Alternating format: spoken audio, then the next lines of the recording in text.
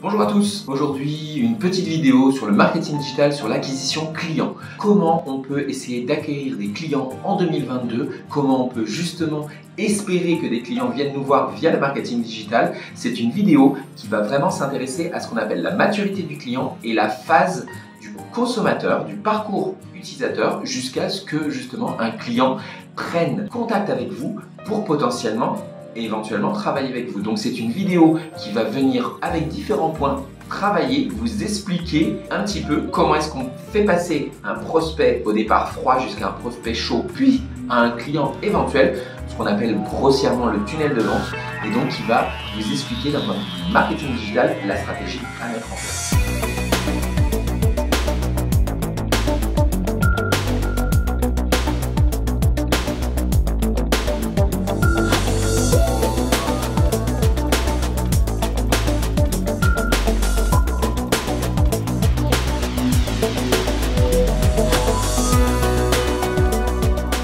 Alors j'en ai parlé, j'ai parlé tout à l'heure de maturité client et c'est vraiment important en 2022 de vous faire prendre conscience que le marketing digital c'est avant tout de penser client, de penser persona et surtout de penser que le client il n'est pas mature dès le premier point de contact.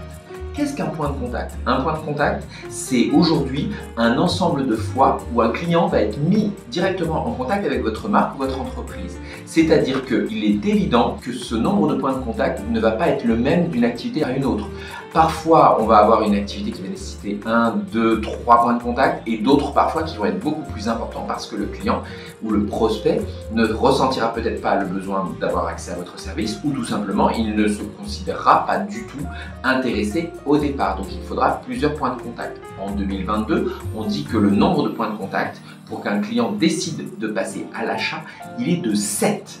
7 différents points de contact en moyenne pour justement espérer qu'un prospect devienne client. Ça veut dire quoi? Ça veut dire qu'au travers différentes actions, on va avoir plein de points de contact différents qui vont potentiellement créer une maturité du client et faire en sorte qu'au départ, il ne sera peut-être pas du tout intéressé, puis il deviendra un prospect froid, puis peut-être un prospect chaud, et une fois qu'il sera vraiment mûr, on pourra aller le cueillir et espérer qu'il puisse venir tout simplement acheter notre produit ou notre service. Alors j'ai dit 7 points de contact, sachez-le, on parle déjà qu'à l'horizon 2025, le nombre de points de contact pourrait augmenter jusqu'à 10. Pourquoi? Parce qu'avec la digitalisation et le fait que de plus en plus de gens viennent sur les réseaux, viennent sur le web d'une manière générale, eh bien ça va être de plus en plus concurrentiel et donc il faudra encore plus multiplier les points de contact.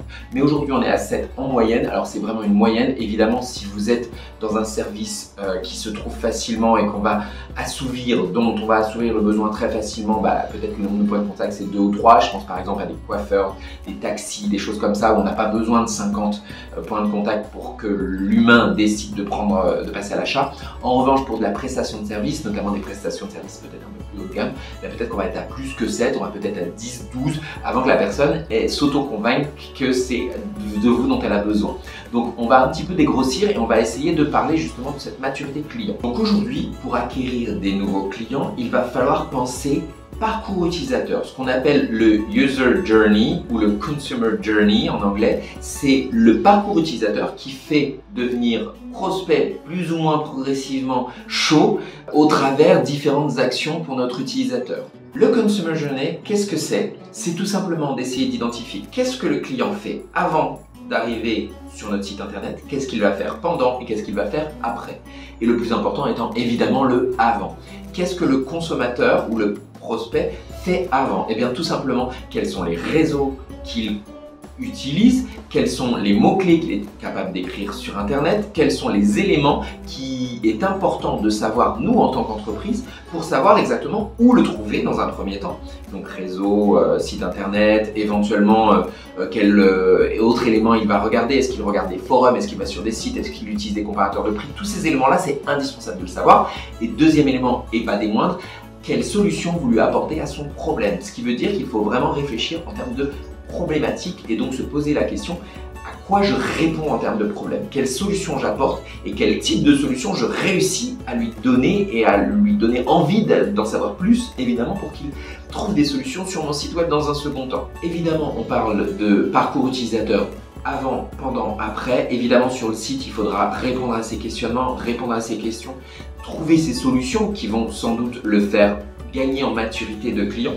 Puis, évidemment, après, il faudra aussi penser parcours utilisateur avec différents canaux, puisque ces canaux-là, il va falloir les multiplier parce qu'il ne reviendra peut-être pas tous les jours sur votre site web ou peut-être qu'il ne reviendra jamais. Et donc, on va essayer de trouver d'autres moyens de passer à maturité et d'arriver sur ces 7 différents points de contact. Alors, évidemment, je schématise, évidemment, je vulgarise parce que cette vidéo, évidemment, je ne peux pas en faire une formation de 3 ou 4 heures comme je fais devant mes étudiants habituellement.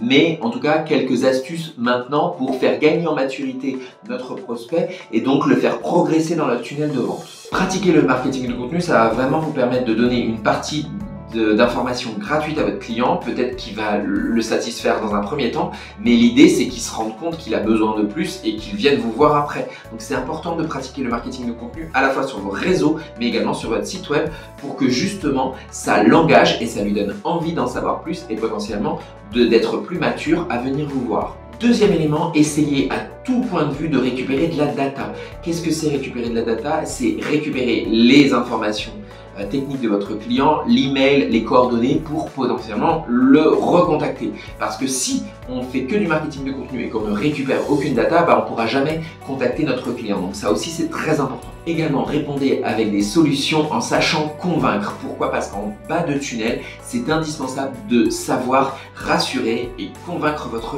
prospect ou votre client. On ne peut pas imaginer justement répondre en bas de tunnel et se dire que la personne avait juste prendre contact avec nous si on ne l'a pas convaincue qu'elle a besoin de travailler avec nous ou qu'elle va potentiellement être intéressée à acheter en ligne. Donc très important, en bas de tunnel, utilisez les avis, utilisez les témoignages, utilisez un ensemble d'éléments qui vont rassurer votre client et qui vont le convaincre qu'il doit travailler avec vous. Et toujours en bas de tunnel, il faut multiplier les canaux après, dans un second temps, pour justement venir mutualiser ces informations-là et continuer à avoir de la maturité dans le fait de passer notre prospect vers prospect chaud puis client potentiel. Donc là maintenant je vais vous donner en vrac plein d'autres éléments qu'il faut faire pour multiplier les points de contact et être sûr que notre prospect devienne un jour client et atteindre ces 7 voire ces 10 points de contact.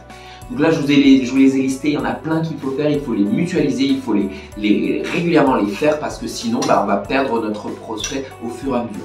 Donc évidemment faire du SEO sur son site c'est indispensable, le référencement naturel pour faire revenir notre client. Du SEA, du référencement payant c'est aussi indispensable, ça va chercher en général d'autres niches mais pourquoi pas aussi les niches de nos clients de nos prospects qui seront peut-être déjà venus plusieurs fois sur notre site. Google Shopping, pourquoi pas, ce sont des éléments qui peuvent vous aider aussi, surtout quand on est e-commerçant. Le marketing direct, très important, mettez en place un système newsletter, voire offre commerciale envoyée de manière régulière à vos prospects quand vous avez leurs emails. Le social selling, important aussi, les réseaux sociaux, ça n'est pas que du gratuit, sachez-le, il est indispensable d'y créer de la publication payante parfois, celle qu'on veut vraiment qui brasse le plus de potentiel et pour cela, il faut avoir des budgets sur les réseaux sociaux.